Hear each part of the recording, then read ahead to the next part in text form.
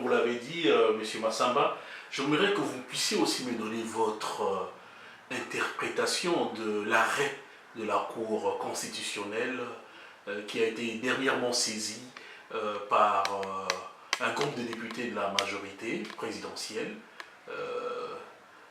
La Cour constitutionnelle a rendu un arrêt.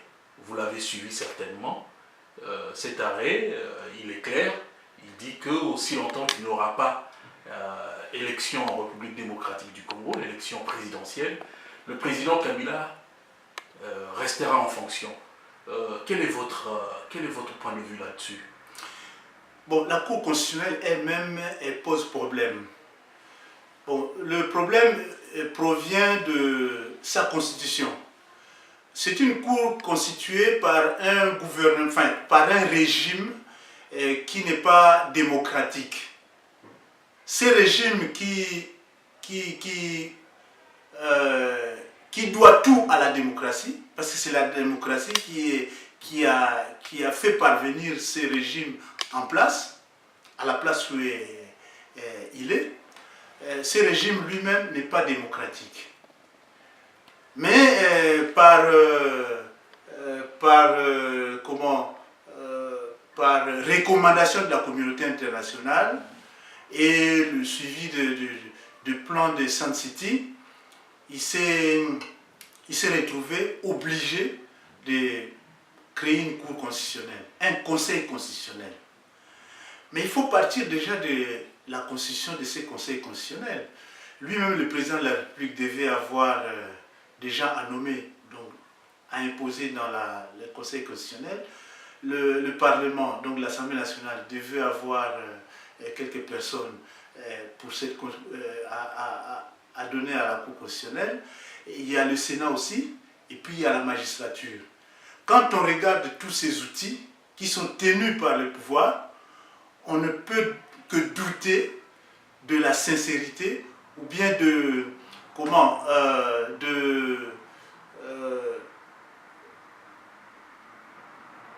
sérieux de cette Cour constitutionnelle. Ça ne veut pas dire pour autant que je ne suis pas légaliste. Je suis légaliste, mais la légalité que je revendique moi, c'est même dans la façon de constituer la Cour constitutionnelle qu'il y ait au moins du sérieux, que toute la société congolaise soit représentée. Mais là, on trouve quoi? On trouve tous ceux qui appartiennent à la majorité présidentielle. Donc la majorité présidentielle a tout arrangé. Il s'est créé une cour constitutionnelle en sachant que le moment venu, c'est cette cour que j'utiliserai pour avancer dans telle direction. Et c'est ce qui est arrivé. Bon, maintenant, faut-il respecter cet arrêt de la Cour constitutionnelle? Je dirais que la Cour constitutionnelle n'a rien fait du tout.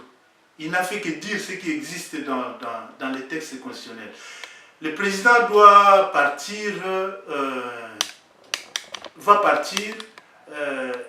restera en poste en attendant que le président élu prenne sa place. Suivez bien le texte, hein, que le président élu prenne sa place. Lui, il est, en tant que président, en tant que garant de la bonne conduite des institutions, il devait organiser les élections. Il avait 5 ans pour cela. Il ne l'a pas fait. Il a déjà failli à sa mission. De cette manière, ce n'est pas la Constitution congolaise qui permet, qui prévoit la gratification de quelqu'un qui a failli à sa mission.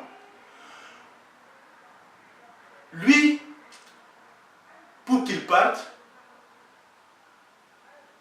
pour qu'il ait la possibilité de rester en place, il faut qu'il y ait déjà un président élu. Parce que le président élu, quand il est élu aujourd'hui, il est impossible qu'il occupe automatiquement, directement son poste. Il faut un passage de témoins. Et ce passage de témoins,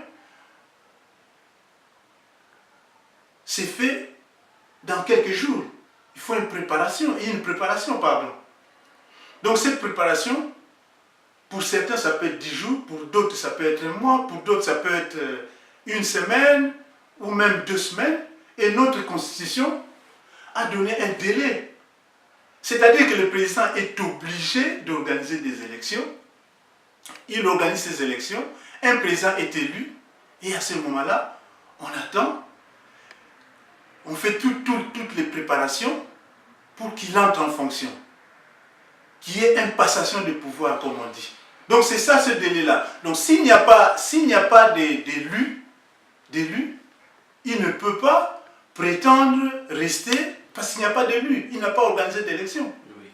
Alors nous tendons vers la fin de notre émission.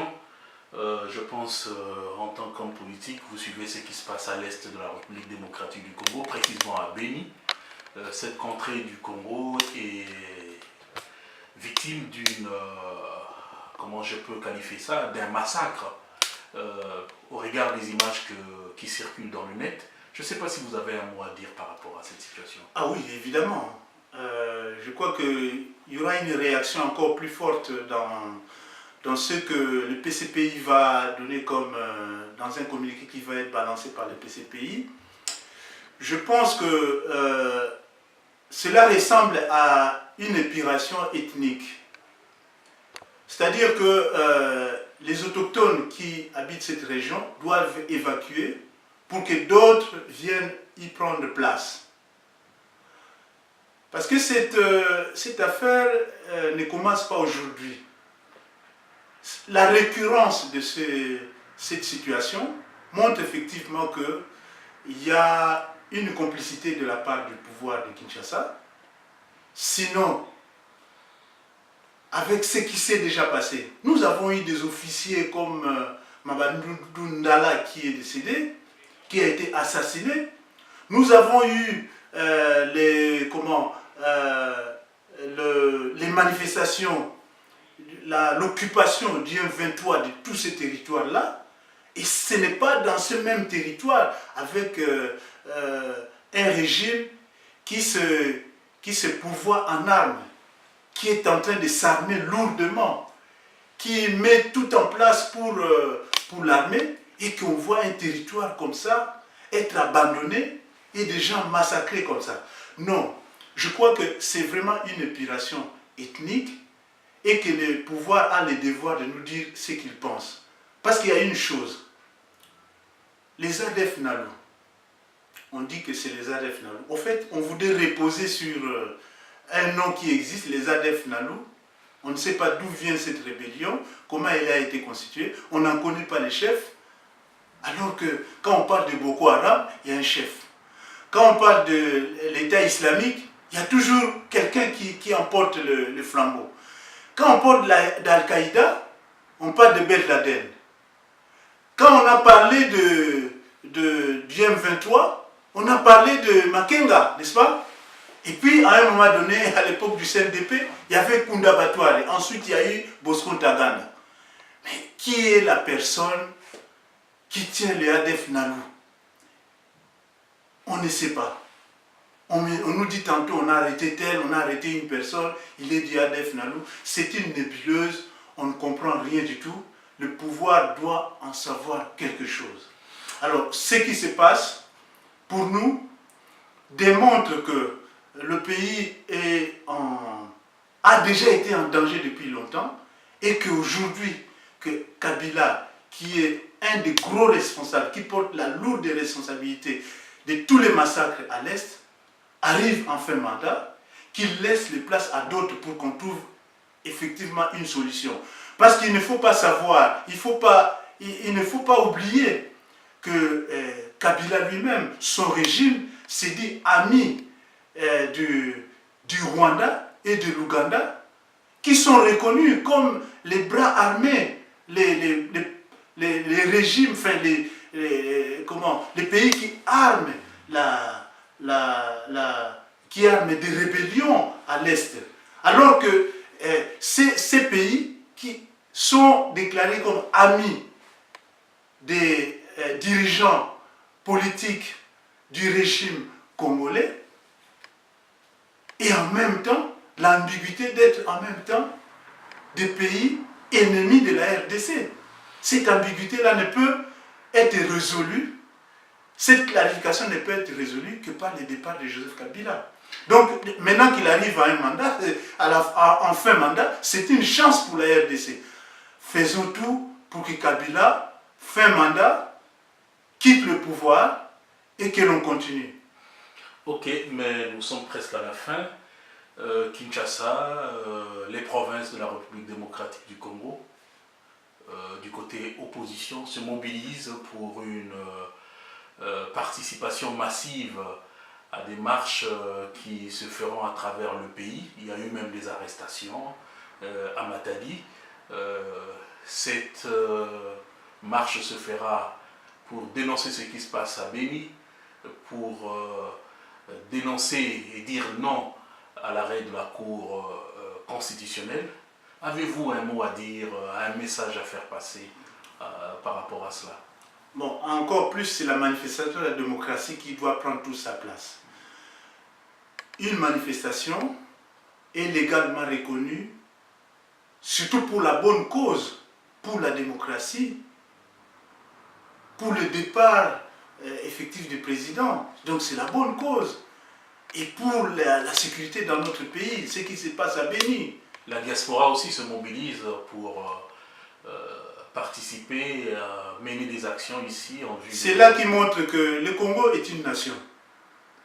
C'est une nation qui s'est fondée, malgré les difficultés, la nation congolaise existe. Ceux qui sont à l'extérieur, en communion avec ceux qui sont à l'intérieur, montrent visiblement que la nation congolaise est en marche. Contre vents et marées, contre les massacres, contre tout, ils se retrouvent unis pour se battre. C'est pour ça que je dis, cette manifestation, nous avons appelé, comme nos amis de la dynamique, aussi nombreux, ont appelé, moi-même faisant partie de la dynamique aussi, le PCPI faisant partie de la dynamique, le Parti congolais de progrès intégral, nous appelons à tout notre peuple de sortir, de braver les difficultés, de braver les menaces du gouvernement, de sortir, de montrer vraiment que nous sommes au temps du peuple et que le peuple va finir par avoir sa victoire. Et la victoire est vraiment certaine.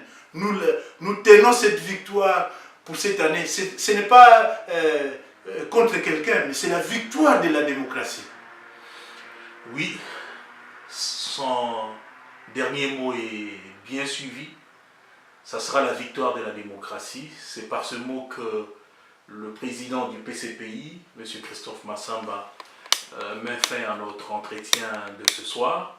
Nous espérons que les Congolaises et les Congolais finiront par se battre pour reconquérir leur liberté perdue et que la démocratie va s'instaurer en République démocratique du Congo, en Afrique centrale et dans toute l'Afrique pour le bonheur des peuples africains.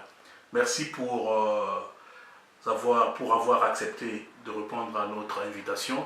Je pense qu'on aura d'autres occasions pour aborder certains aspects liés toujours à la politique au Congo et en Afrique.